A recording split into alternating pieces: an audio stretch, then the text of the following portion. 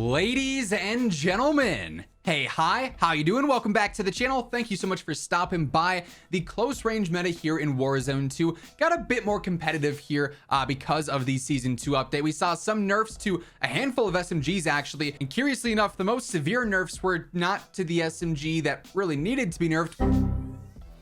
Now, curiously enough, with the Season 2 patch, the Vaznev did actually end up getting a nerf. It basically hurt its mid to long range damage properties, but for close range, it's still very good. Now, its close range damage drop-offs are a little bit more noticeable now once you get to 15, 20, 25 meters, but for the ultra close range meta, the Vaznev is still right there with things like the Fennec. Its drop-off, like I mentioned, is just not going to be as friendly anymore, but still a very good option for a super aggressive player if you're playing on a Sheikah, or if you're, playing on Al-Mazrah and always trying to bridge the gap between your enemies and want to play close range in buildings and are always pushing. This is still a really good option, and its mobility just feels really consistent as well. Here I got the True Tack grip again for better ADS and sprint to fire, tuning to maximize that even more. I go for the R7 stock. This again is based around mobility because frankly I find this weapon very easy to use, and I in this case go for the slightly better stability just for some consistency in maybe some of the mid-range, and the slightly better ADS speed. Olay laser, the equivalent of the 7 milliwatt for the faster ADS and sprint to fire. You're going to see this on all the sub setups today. Basically,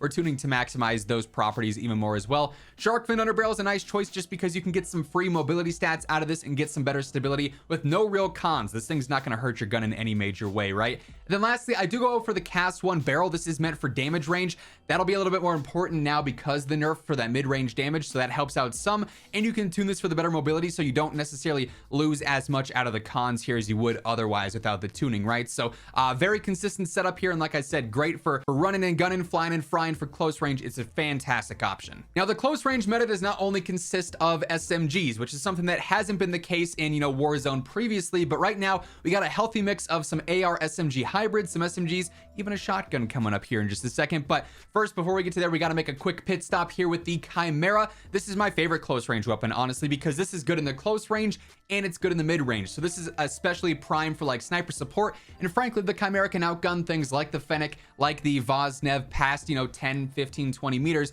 because it's going to be more reliable since it is a rifle. It's not nearly as fast, but this setup is very aggressive and perfect for close range in my opinion. I got the Bruin flash grip on here, better ADS and sprint to fire. I tune for the faster sprint to fire, then I go for some recoil steadiness just for that mid range to keep it reliable. 45 round mag, just your basic extended mag there. Edge 47 underbarrel is going to give you some recoil stabilization, make this gun a little bit easier to use. If you wanted to drop this for something like a laser, you absolutely could. That would not be a bad idea at all. Even a stock potentially going for like the Ravage here, which is better for movement. That's certainly a good option too. Zack and Tread 40 just for some basic control. You could also tune this for the better ADS if you wanted to, just depends on your level of comfortability with the gun. I don't really think there's a wrong answer here.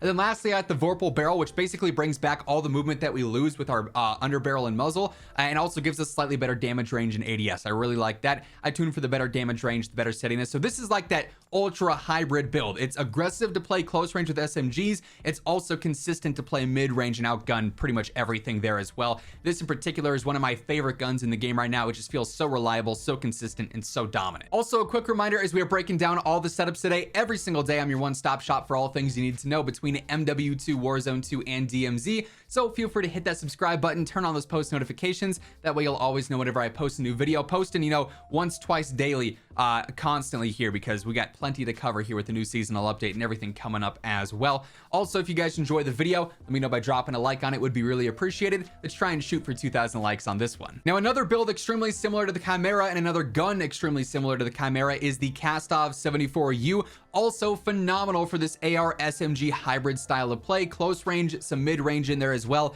Low recoil, just not as mobile as some of the subs, but it makes up for it with damage, I would say, for sure. You get past that 10 meter mark where all the SMGs start to drop off a lot more harshly. You got the Chimera, you got the 74U not really following that same trend since they are rifles. Now, this setup hasn't changed in quite some time because if it ain't broke, you don't gotta fix it, right? R7 stock here, better mobility. We're tuning to maximize that mobility even more. I go for the Demo X2 grip. This will help with the control. So I actually go ahead and I tune just for mobility here with that ADS and sprint to fire to pretty much gain all that back. You're getting a lot of solid pros out of this. 45 round mag, no need to explain that, right? Olay laser here for the snappier ADS, better sprint to fire, tuning to maximize those yet again. And then the 209 barrel is all movement based, better movement speed overall, which is great, and a better ADS. So again, it's even snappier. I tune for the even faster ADS. Then I go for a little bit of recoil steadiness, because why not? You like that consistency in the mid-range. This, like I said, very much so interchangeable with the Chimera. A lot of preference based there, you know, which one feels better, which one are you more comfortable with. Run that. They're both going to be great for close range. Now, as I mentioned, we do have one shotgun on the list today, the KV Broadside. This thing is by far the best shotgun here in Warzone, and really good for close range just because you can spam it. You can't one-shot with this, just like you can't one-shot with any of the other shotguns to a fully plated enemy, but this fire rate makes up for that because you can spam that, you can get that super quick kill, whereas the other shotguns are not going to have that capability necessarily. So this setup in particular, I've been running since day one, and it's done me well. There are a few variations and a few other things you could switch out if you wanted to, though.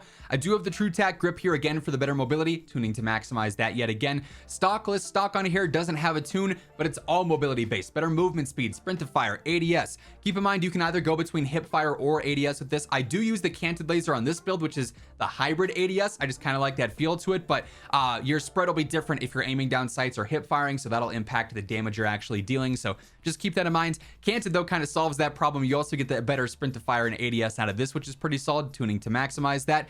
I do use the range 12 barrel here. It's very minimal with the cons that you can see under the face cam, only hurting your ADS and hip fire recoil control, which isn't all that relevant on a shotgun, especially with the other attachments we have on here. But this is helping our hip fire accuracy and our damage range, which is what's the most important. I tune to maximize that range and that strafe speed a little bit. And then lastly, I go for the Bryson improved choke just for that better damage range yet again, tuning to maximize that, also tuning to maximize that sprint to fire speed. Now, if you wanted to be extra toxic with this setup, there's a couple of things you could do. Personally, I could see you dropping the laser and the choke and actually going for the Dragon's Breath rounds, the incendiary rounds, and then also the 25 round drum.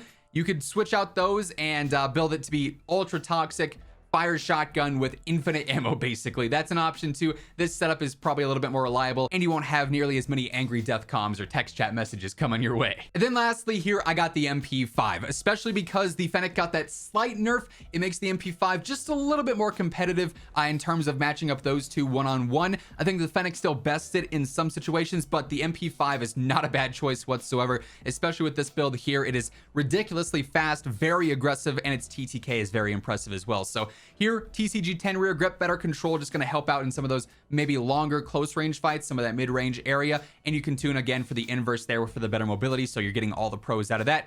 40 round extended mag, pretty standard there, a little bit faster than the 50 as well. 50 is just a tad bit too slow for my liking. 7 milliwatt laser, again, snappier ADS, better sprint to fire, tuning to maximize those. The Falcon barrel here actually helps out your movement speed a ton with some, you know, not super harsh penalties here. Velocity and control for close range, not huge factors, so you're not really losing much here. I tune for the better ADS and then some steadiness here, just again to keep it consistent, keep it controllable, even if I'm in some mid-range. Then lastly, the lock grip precision is going to give you a ton of recoil benefits, but also it's really good for hip fire as well. You can tune for that better hip walking speed, which is nice, and the better ADS. So like I said, with all the tunes and all these attachments, this thing's going to be moving and grooving, flying and frying. It's going to be a very fun build, and probably is my favorite SMG right now, mainly just because I'm so bored of the Fennec, but this is a really good choice. That being said, that is effectively going to wrap things up for this one. That is the close range meta here in season 2. If you guys enjoyed the video or if you found it helpful, let me know by dropping a like on it. And if you're new here, feel free to hit that subscribe button, turn on those post notifications. That way you can always guarantee you're up to date with everything going on in the world of Call of Duty. But once again, thank you so much for tuning in. And until next time, take it easy, have an awesome rest of your day, and I'll catch you guys later. Peace out.